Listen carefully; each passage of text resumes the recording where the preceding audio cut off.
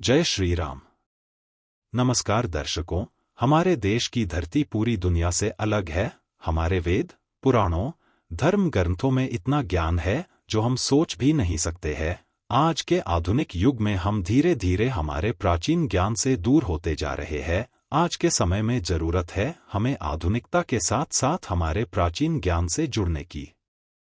तो आइए बात करते हैं ऐसे ही एक प्राचीन ज्ञान की जो हजारों साल पुराना है।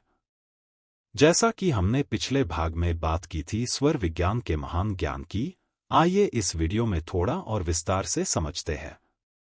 स्वर विज्ञान को यदि हम अपने जीवन में प्रयोग करते हैं तो हम वह सब कुछ प्राप्त कर सकते हैं जो हम चाहते हैं, जैसे कि अच्छा स्वास्थ्य, धन, वैभव और भी बहुत कुछ। स्वर विज्ञान के पहले भाग में आपने स्वर विज्ञान के बारे जाना होगा। इस भाग में और विस्तार से चर्चा करेंगे कि स्वर विज्ञान का प्रयोग हम अपने जीवन में करके कैसे अपने जीवन को सुगम बना सकते हैं। जैसा कि पहले भाग में बताया था कि स्वर विज्ञान का ज्ञान भगवान शिवजी ने माता पार्वती जी को सुनाया था ताकि इस संसार में मानव का कल्याण हो सके। यदि आपने पहले भाग की वीडियो देखी होगी तो आप यह जान गए होगा कि हमारे शरीर में 72,000 नाड़ियां हैं और उन 72,000 नाड़ियों में 3 नाड़ियां सबसे महत्वपूर्ण है। उन नाड़ियों के नाम है इड़ा, पिंगला और सुषुम्ना। इड़ा नाड़ी चंद्रमा और पिंगला नाड़ी सूर्य का प्रतीक है। स्वर की 2 अवस्थाएं होती है जिनको सगुण और निर्गुण अवस्था कहते हैं। सगुण अवस्था यानी जब सांस को अंदर लेते हैं और रोक कर रखते हैं उसे सगुण अवस्था कहते हैं। इसके विपरीत जब सांस को बाहर की तरफ छोड़ते हो उस समय की अवस्था को निर्गुण अवस्था कहते हैं। इन दोनों अवस्थाओं के बारे में विस्तार से जानने के लिए कृपया पहले भाग वाला वीडियो देखें, अन्यथा यह वीडियो बहुत लंबा हो जाएगा।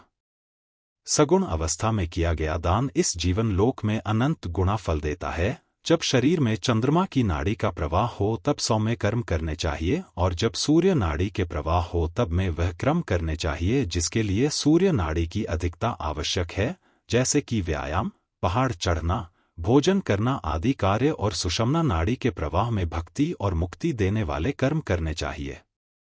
जब हम कोई यात्रा करते हैं उससे पहले यदि हम यह पता कर ले कि कौन सा स्वर चल रहा है और फिर जो स्वर चल रहा है उसी पैर को आगे रख के गमन करते हैं तो वह यात्रा फलकारी होती है।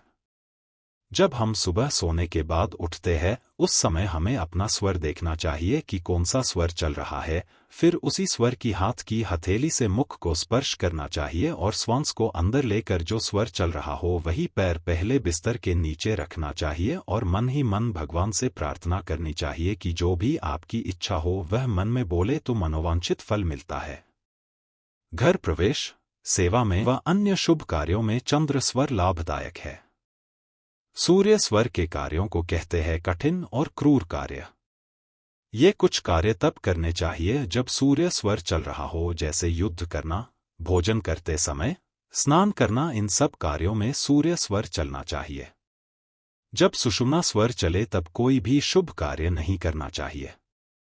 जो स्वर ज्ञान को जानता है उसके पास दुनिया के सुख है, कोई भी धन उससे दूर नहीं है। स्वर का सही ज्ञान जीवन में एक चमत्कार है। जब शरीर में सांस प्रवेश करती है उस समय को यदि अपनी इच्छा को बोले तो वह फलीभूत होती है। सांस छोड़ते समय नहीं बोलना चाहिए क्योंकि उस समय निर्गुण स्वर रहता है। जो योगी रात्रि में चंद्र स्वर को निवारण करता है और दिन में सूर्य स्वर को निवारण करता है, ऐसे अभ्यास वाला जन उत्तम योगी है।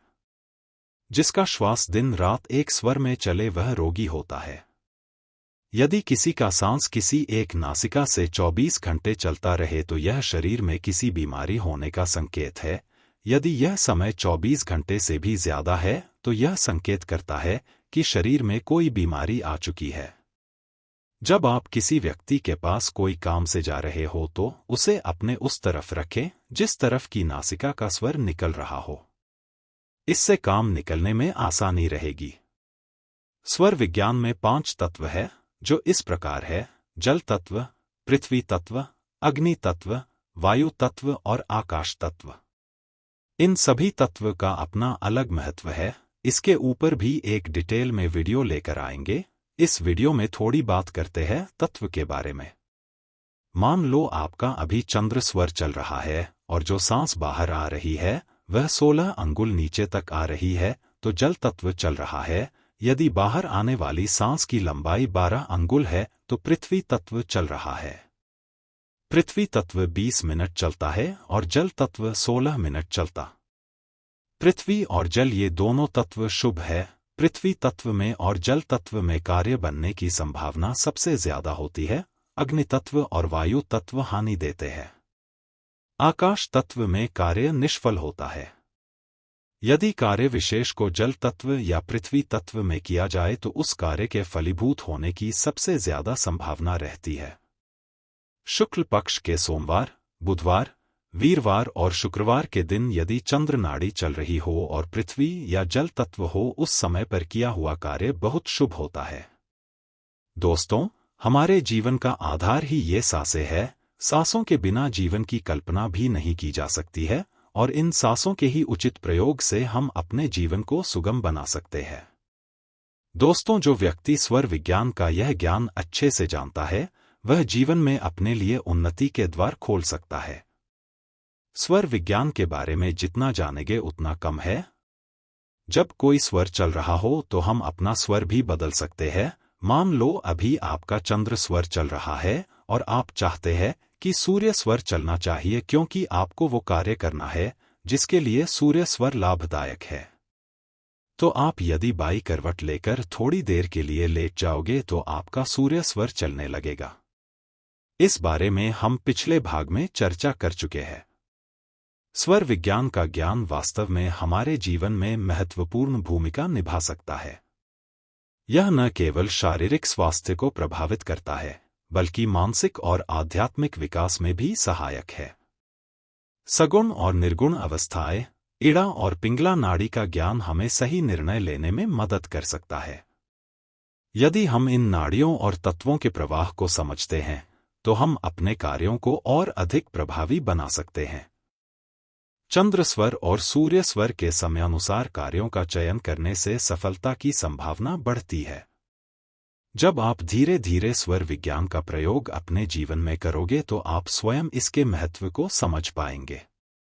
उम्मीद है इस चर्चा से लोगों को प्राचीन ज्ञान से जुड़ने की प्रेरणा मिलेगी। ऐसे ज्ञान को साझा करना बहुत आवश्यक है। आगे के भागों में इस विषय पर और गहराई से चर्चा करने का इंतजार रहेगा। यदि आपके पास और प्रश्न या विषय हैं तो बेझिझक पूछ सकते हैं। बाकी चर्चा इसके अगले भाग में करेंगे। यदि वीडियो पसंद आई हो तो वीडियो को लाइक करें और इस तरह की वीडियो देखने के लिए चैनल को सब्सक्राइब करें। जय बजरंग बली जी महाराज।